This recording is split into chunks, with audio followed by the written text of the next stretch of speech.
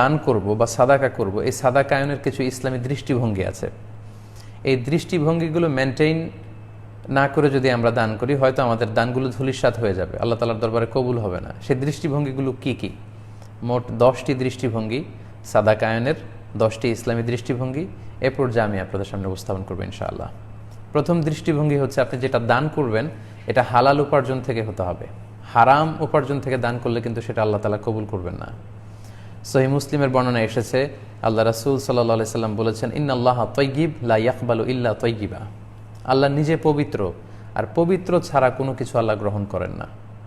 অর্থাৎ আপনি হারাম উপার্জন থেকে যদি দান করেন, হারাম উপার্জনটা এটা হচ্ছে নাজাসাত বা খাবিসাত, এটা নাপাক, অপবিত্র একটা জিনিস, সেখান থেকে দান করলে কিন্তু আল্লাহ তাআলা কবুল করবেন না। এবং সূরা বাকারার 267 নম্বর আয়াতে আল্লাহ তাআলা ইরশাদ করছেন, ইয়া আইয়ুহাল্লাযীনা আমানু আনফিকু মিন তাইয়্যিবাতি মা কাসাবতুম।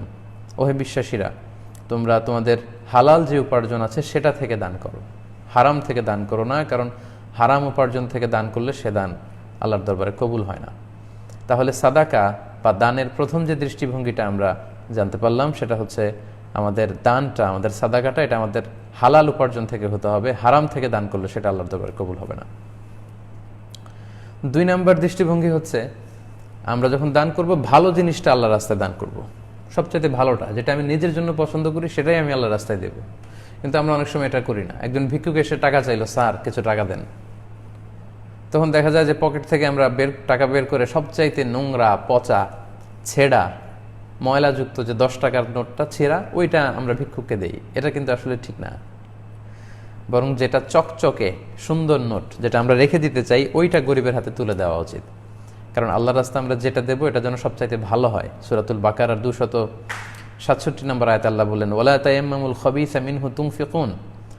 যেটা নাপাক, যেটা সুন্দর না, যেটা ভালো নয়, এমন কোনো জিনিস তোমরা আল্লাহর রাস্তায় দান করো না, বরং সবচাইতে ভালো জিনিসটা তোমরা আল্লাহর রাস্তায় দান করো। আমরা অনেক সময় এমন হয় যে কারো আম গাছ আছে, সে ভাবলো যে আমগুলো পাড়ার পরে কিছু আম গরিব মিসকিনদের মধ্যে দান করবো। তো দেখা যায় যে সবচাইতে পচা যে আমগুলো, যে আমগুলোর মধ্যে পোকা ধরে গিয়েছে, ওই পোকাযুক্ত পচা আমগুলো আমরা গরিবদের হাতে তুলে দিই। এটাও কিন্তু দানের যে সঠিক দৃষ্টিভঙ্গি তার সাথে কন্ট্রাডিক্ট করে। কারণ আল্লাহ তাআলা কালামুল্লাহ মাজিদে ইরশাদ করেছেন, লান তানালুল বিররা হাত্তা তুনফিকু মিম্মা তুহিব্বুন। তোমরা ততক্ষণ পর্যন্ত পুণ্য হাসিল করতে পারবে না যতক্ষণ না তোমরা নিজেরা নিজেদের জন্য যেটাকে পছন্দ করো সেটা যতক্ষণ না অন্যকে দান করতে না পারবে, সেটা আসলে প্রকৃত দান হবে না। তাই সম্মানিত দিনী ভাই এবং বোনরা, দানের ক্ষেত্রে যেটা সবচাইতে ভালো জিনিস, সেটা যেন আমরা আল্লাহর রাস্তায় দান করি। ছিঁড়া টাকার যে ছিঁড়া নোট থাকে, ময়লা নোট থাকে আমাদের পকেটে, খুঁজে খুঁজে ওইটা যেন দান না করি। আমি গাছের আম দান করতে চাই, পচা আমগুলো, নষ্ট আমগুলো, যেগুলো আমার খেতে রুচিতে বাঁধে, এগুলো যেন আমি গরিবের হাতে তুলে না দিই। তাহলে দানের দ্বিতীয় দৃষ্টিভঙ্গি হচ্ছে আমরা ভালো জিনিসটা আল্লাহর রাস্তায় দেব। সাদাকায়ন বা দানের 3 নম্বর দৃষ্টিভঙ্গি হচ্ছে, দান করতে হবে প্রয়োজনাতিরিক্ত যেটা আছে আপনার, সেটা মানে আপনার নিজের যে বেসিক নিড, এগুলো পূরণ করার পরে এরপরে আপনার কাছে উদ্বৃত্ত অতিরিক্ত যেটা থাকবে সেটা আপনাকে দান করতে হবে। আপনার নিজের প্রয়োজন পূরণ না করে আপনি দান করবেন, এইরকম দানের কথাও কিন্তু ইসলাম আমাদেরকে উদ্বুদ্ধ করেনি। আল্লাহ তাআলা সূরাতুল বাকারার 219 নম্বর আয়াতে বলছেন, ওয়ায়াসআলুনাকা মাযা ইউনফিকুন কুলিল আফওয়া। নবী হে, লোকেরা আপনাকে জিজ্ঞেস করে যে তারা কি দান করবে আল্লাহর রাস্তায়, আপনি তাদেরকে সোজা সাপটা ক্লিয়ারলি বলে দিন, আল আফওয়া, যেটা অতিরিক্ত, যেটা তোমার লাগছে না, তোমার যত প্রয়োজনীয় বেসিক নিডস আছে এগুলো তুমি ফুলফিল করেছো, এরপরে তোমার কাছে অতিরিক্ত অর্থ জমা হয়ে আছে, সেখান থেকে তুমি দান করবে। পাশাপাশি দানের ক্ষেত্রে যেন আমরা ভারসাম্য, চেক অ্যান্ড ব্যালেন্স করি, ভারসাম্য রক্ষা করি, সেটাও কিন্তু ইসলাম আমাদেরকে জানিয়েছে এবং শিখিয়েছে।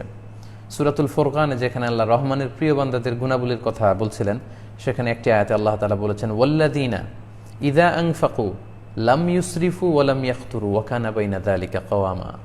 এর মানে হচ্ছে বিশ্বাসীদের বৈশিষ্ট্য হচ্ছে, বা রহমান এর বান্দাদের, প্রিয় বান্দাদের বৈশিষ্ট্য হচ্ছে, তারা যখন দান করে তারা অপচয়ও করে না, আবার কৃপণতাও করে না, বরং চেক অ্যান্ড ব্যালেন্স। ওয়া কানা বাইনা যালিকা কাওয়ামা, দানের ক্ষেত্রে তারা ভারসাম্য করে, সেখানে তারা কৃপণতাও করে না, আবার সেখানে তারা অপচয়ও করে না, বরং চেক অ্যান্ড ব্যালেন্স করে। তাহলে দানের 3 নম্বর যে দৃষ্টিভঙ্গি আমরা সাদাকায়নের ক্ষেত্রে জানলাম, সেটা হচ্ছে প্রয়োজনের অতিরিক্ত যেটা সেটা দান করা এবং দানের ক্ষেত্রে ভারসাম্য রক্ষা করা।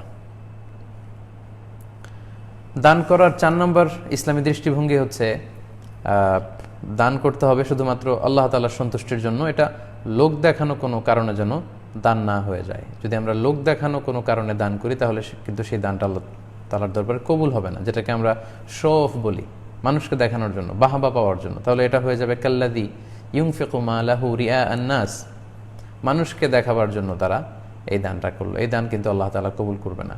কারণ হাদিস শরীফে এসেছে যে অনেক দানশীল ব্যক্তি জাহান্নামে যাবে। কিয়ামতের দিন অনেক বড় বড় দানশীলকে আল্লাহ বলবেন যে তুমি জাহান্নামে যাও। তো দানশীল ব্যক্তি বলবে, আল্লাহ আমার সমুদয় সম্পত্তি আমি তো তোমার জন্য ব্যয় করেছি, আমি কেন জাহান্নামে যাব? আল্লাহ তাআলা বলবেন যে তুমি এগুলো ব্যয় করেছিলে যে লোকজন তোমাকে বলবে যে তুমি অনেক বড় হাতেম তাই, তুমি অনেক বড় দানবীর। তো এগুলো তো দুনিয়াতে তোমাকে বলা হয়েছে, আমার কাছে তুমি কি চাও? আমার কাছে তোমার জন্য আর কোনো কিছু নাই, অবশিষ্ট নেই, তুমি জাহান্নামে যাও। বলে আইয়াযু বিল্লাহ। তো এই জন্য লোক দেখানো দান যারা করবে, এরকম অনেক দানশীলও কিন্তু জাহান্নামে যাবে। তাই শোফ করার জন্য যেন আমরা দান না করি।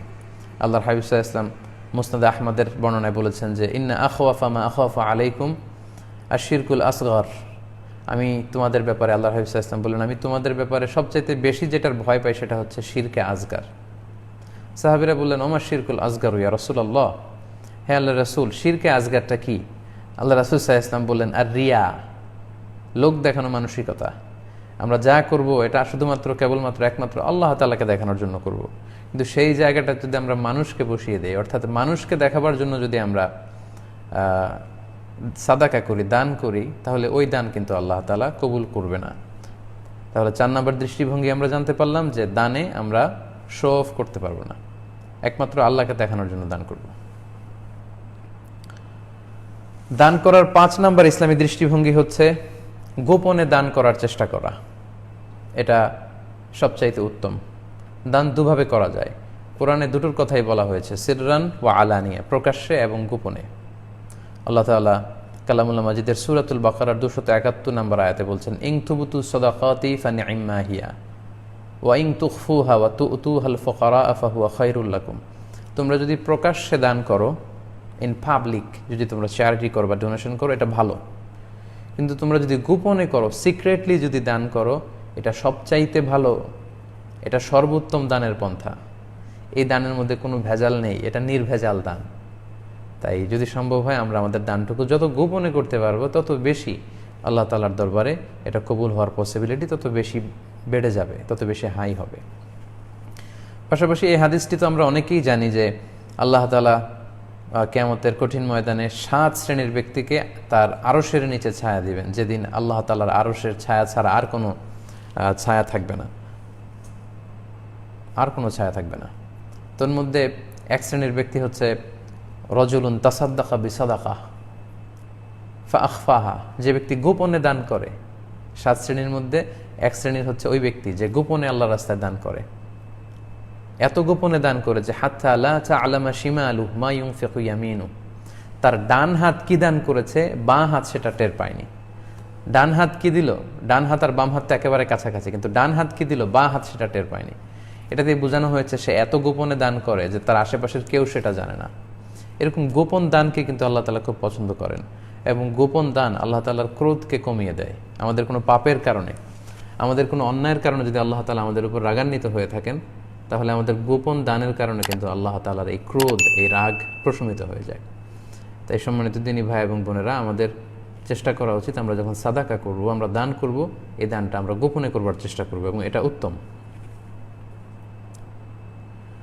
সাদাকায়নের বা দানের 6 নম্বর দৃষ্টিভঙ্গি হচ্ছে দান করার ক্ষেত্রে আপনার নিকটাত্মীয়রা বেশি অগ্রাধিকার পাবে।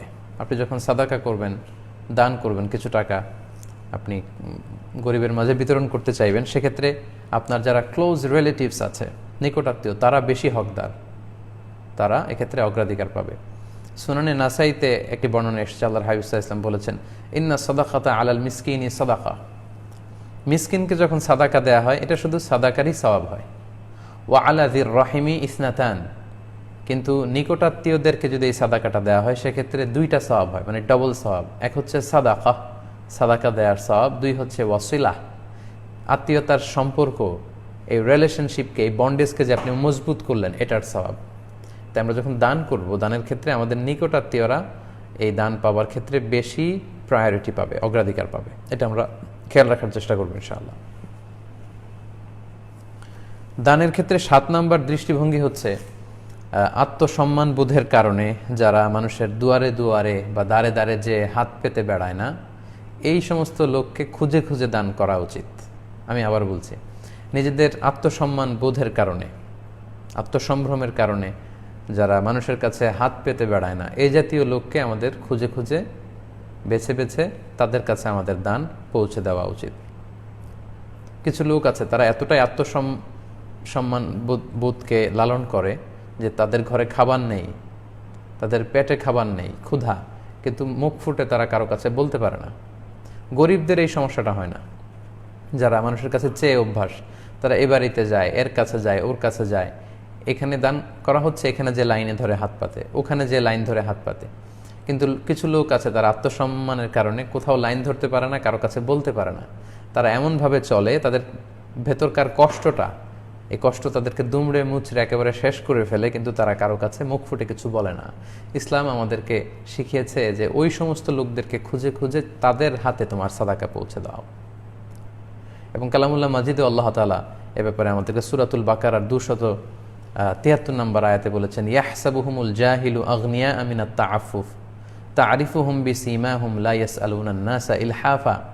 মূর্খরা, কিছু নির্বোধ লোকেরা তাদেরকে দেখে মনে করে যে তারা ধনী, আসলে তারা ধনী না। তাদের আত্মসম্মানের কারণে তারা মানুষের কাছে চেয়ে বেড়ায় না, হাত পেতে বেড়ায় না। আমাদের উচিত তাদের কাছে আমাদের দানগুলো পৌঁছে দেয়া। এই কোভিড-19 এই আউটব্রেকের পিরিয়ডে যারা ধনী তারা তো দান করে যাচ্ছেন, আর যারা গরিব তারা এই দান গ্রহণ করছেন। এবং যারা হাত পাতার অভ্যাস আছে তারা সব জায়গায় যে হাত পাততে পারে, তারা হয়তো একবারের জায়গায় 5 বার 10 বার ত্রাণ পাচ্ছেন বা সহযোগিতা পাচ্ছেন। কিন্তু আত্মসম্মান বোধের কারণে যারা অন্যের কাছে হাত পাততে পারে না, তারা কিন্তু খুব কষ্টে আছেন। অর্থাৎ মধ্যবিত্ত বা নিম্ন মধ্যবিত্ত যে ফ্যামিলিগুলো আছে, এই লম্বা লকডাউনের কারণে যাদের উপার্জনের কোনো সুযোগ হয়নি, তারা কিন্তু অনেক কষ্টে ছিল এবং আছে। আমাদের উচিত এই জাতীয় নিম্ন মধ্যবিত্ত ফ্যামিলির যারা আত্মসম্মানের কারণে অন্যের কাছে হাত পেতে বেড়ায় না, তাদেরকে খুঁজে খুঁজে যেন আমরা তাদেরকে সহযোগিতা করি। দানের বা দান করার 8 নম্বর দৃষ্টিভঙ্গি হচ্ছে দান করে খোটা দেয়া যাবে না। আপনি কিছু টাকা একজনকে সহযোগিতা করলেন, এরপরে আবার বলতে শুরু করলেন যে আমি তো তোমাকে এটা দিয়েছি, ওইটা দিয়েছি। এরকম খোটা দিলে কিন্তু আপনার দানের সওয়াব থেকে আপনি বঞ্চিত হবেন। পাশাপাশি দান করে কোনো ফেভার নেওয়া যাবে না বা তাকে কষ্ট দেওয়া যাবে না। লেটসে আপনি কাউকে কিছু দান করলেন, এরপর বললেন যে তুমি আমাকে আমার ঘরের এই কাজটা করে দিও, তুমি আমার ওই কাজটা একটু করে দিও। এই যে আপনি দান করার বিনিময়ে তার কাছ থেকে ফেভার চাচ্ছেন, কোনো কাজ করে দিতে বলছেন, এটা কিন্তু আপনার দানকে নষ্ট করে দিবে।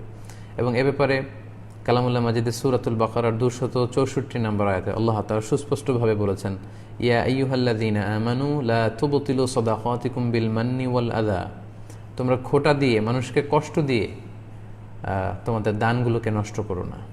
তাই আমরা যদি দান করে খোটা দেই, তাহলে কিন্তু আমাদের দানটা ধূলিসাৎ হয়ে গেল। আমরা কোনো সওয়াব আল্লাহ তাআলার কাছ থেকে কিন্তু আশা করতে পারি না। এটা যেন আমরা না করি। সাদাকায়নের বা দানের সর্বশেষ ইসলামী দৃষ্টিভঙ্গি হচ্ছে, আপনি যদি দান করতে চান মৃত্যুর আগে দান করুন। এই যে এখন আপনারা সুস্থ আছেন, সবল আছেন, জি আপনাকেই বলছি, আপনার যদি সামর্থ্য থাকে, আল্লাহ তাআলা যদি আপনাকে বিত্তশালী বানায়, তাহলে এখনই দান করুন। সুস্থ থাকা অবস্থায় মৃত্যুর আগে দান করা, এটা হচ্ছে শ্রেষ্ঠ দান। মৃত্যুর আগে দিয়ে অনেকে দান করতে চায়, ওই দানটা আল্লাহর কাছে খুব বেশি প্রশংসনীয় না। অনেকে এমন হয় যে ডাক্তার বলেছে আপনার তো ক্যান্সার, সর্বসাকুল্যে আর 2 মাস আপনি বাঁচবেন সর্বোচ্চ, তো তখন সম্পদের হিসাব করে দান করে দেয়। ওই এতিমখানায় 5 লাখ, ওই মাদ্রাসায় 10 লাখ, ওই গরিব লোককে 2 লাখ। তো তখন তো আপনার দান করা ছাড়া আর কোনো গতি নেই, তখন তো দান করা ছাড়া আপনার আর কোনো উপায়ও নেই। এজন্য যখন সম্পদ ভোগ করার শক্তি, সামর্থ্য সব কিছু আপনার আছে, আপনি বেঁচে আছেন, সুস্থ আছেন, সম্পদ ভোগ করার সুযোগ আপনার আছে, ওই মুহূর্তে যদি আপনি দান করেন, ওই দানটা আল্লাহ তাআলার কাছে অত্যন্ত প্রিয়। তাই মৃত্যুর আগে সুস্থ থাকা অবস্থায় সম্পদ ভোগের আমাদের আকাঙ্ক্ষা আছে, সুযোগ আছে, ওই মুহূর্তে যদি আমরা আল্লাহর রাস্তায় দান করি, ওই দানটা আল্লাহ তাআলার কাছে প্রিয়। সূরাতুল মুনাফিকুনের 10 নম্বর আয়াতে ব্যাপারে আল্লাহ তাআলা বলছেন, ওয়া আনফিকু মিম্মা রাযাকনাকুম মিন ক্বাবলি আন ইয়াতিয়া আহাদাকুমুল মাউত। তোমাদের মৃত্যু আসার আগেই সুস্থ থাকা অবস্থায় তোমরা দান করো। ফায়াকুলু রব্বি লাউলা আখরতানি ইলা আজালিন করিব ফাআসাদ্দাকা ওয়া আকুম মিনাস সলিহিন। অনেকের অবস্থা এমন হবে যে মৃত্যুর পরে সে আল্লাহকে বলবে, আল্লাহ আরেকটু যদি সুযোগ দিতে আমাকে, আর যদি কয়েক মাস আমি বেঁচে থাকতাম পৃথিবীতে, তাহলে আমার সব সম্পদগুলো আমি দান করে আসতাম। কিন্তু তাকে কিন্তু এই সুযোগ আল্লাহ তাআলা আর দান করবেন না। এজন্য আমরা সুস্থ থাকা অবস্থায় যেন দান করি। এই ব্যাপারটিকে সহিহ বুখারীর আরেকটি হাদিসে খুব চমৎকারভাবে উল্লেখ করা হয়েছে। এক সাহাবী এসে আল্লাহ রাসূল সাল্লাল্লাহু আলাইহি সাল্লামের কাছে জিজ্ঞেস করলেন, ইয়া রাসূলুল্লাহ, আইয়ু সাদাকাতি আ'যামু আজরান, হে আল্লাহ রাসূল সাল্লাল্লাহু আলাইহি ওয়াসাল্লাম, কোন সাদাকাটা আল্লাহ তাআলার কাছে বেশি প্রিয়, বা কোন সাদাকায় বেশি প্রতিদান পাওয়া যাবে, কোন সাদাকায় সওয়াব বেশি? আল্লাহর হাবিব সাল্লাল্লাহু আলাইহি ওয়াসাল্লাম বললেন, ওয়া আনতা সাদ্দাকা ওয়া আনতা সহিহুন শাহীহ, এমন অবস্থায় তুমি দান করবে যে তুমি সুস্থ আছো, তুমি সুস্থ, তুমি বেঁচে আছো এবং সম্পদ ভোগ করার সুযোগ তোমার আছে। এই অবস্থায় যখন তুমি দান করবে, এই দানটা আল্লাহ তাআলার কাছে সবচাইতে বেশি প্রিয়। তাখশাল ফাকরা ওয়া তা'মুলুল গিনা, তুমি দারিদ্র হওয়ার ভয় করো, তোমার ভোগের সুযোগ আছে, তুমি ধনাঢ্যতা কামনা করছো, এই মুহূর্তের দানটা আল্লাহর কাছে প্রিয়। ওয়ালা তুমহিল, দান করব করব এই করব করব করে এটাকে আর পিছায়ও না, আর দেরি করো না। হাত্তা ইদা বালাগতিল হুলকুমা কুলতা লি ফুলানিন কাযা ওয়া লি ফুলানিন কাযা ওয়া কুদ কানা লি ফুলান। অনেকের অবস্থা এমন হয় যে দান করব করব করে মৃত্যুর বিছানায় যখন শোয় তখন উইল করে দেয়, উইল করে দিলাম ওই মাদ্রাসায় 5 লাখ, ওই এতিমখানাতে 10 লাখ, অমুক লোককে 3 লাখ, এরকম দিয়ে দেয়।